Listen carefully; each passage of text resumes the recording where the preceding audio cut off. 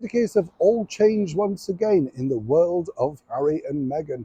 But this time, one of their biggest schemes seemingly has now fallen foul. But who put a stop to it? As ever, let me explain. Good morning, how are you? Thank you also for your lovely comments about Jane Mansfield and the brilliant pop star Sir Cliff Richard.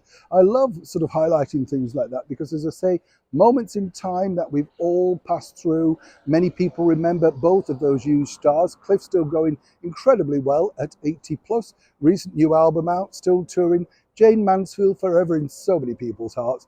Beautiful lady taken way too soon. But what a legacy she left behind. And yes, many people are right. Her daughter is Marissa Hegacy and of course, done incredibly well herself. So hats off to both. As ever, to your breaking royal story of the day. A couple of weeks ago, there was this story going around that, of course, Harry and Meghan were rebranding once again. How many rebrandings do you need to get before you get it right?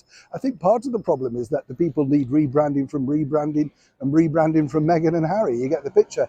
We've seen enough, we've heard enough, and so many people are really now so fed up of that particular narrative. You see, a lot of people believe that if you change things, if you say things differently, of course it gives a refresh, doesn't it? It's a bit like a pop star who suddenly comes back after a break. Think Madonna, brand new hairdo, different costume, maybe a different colour, and oh, it's a brand new person.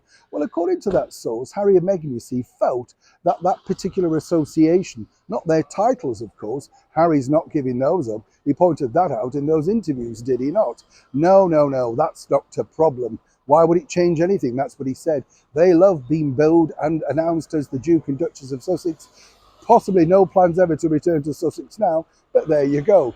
What is interesting though, the rumour was that they wanted to change the name back to the family name of Spencer. Rather hurtful to His Majesty the King, I'm sure you can imagine, but more importantly, they felt that this was a better rebrand. The reason behind that is quite simple. In America, Princess Diana is still universally loved, and she is in many places around the world. Over here, slightly differently. We see a darker side to Diana, one that manipulated the press and was a little bit free with her affections, and I'm being kind there, if you know what I'm saying.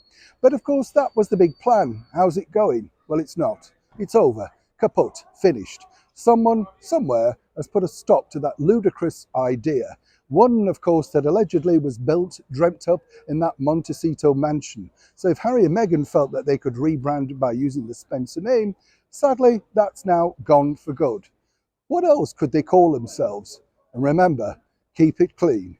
Neil Sean in the very heart of London.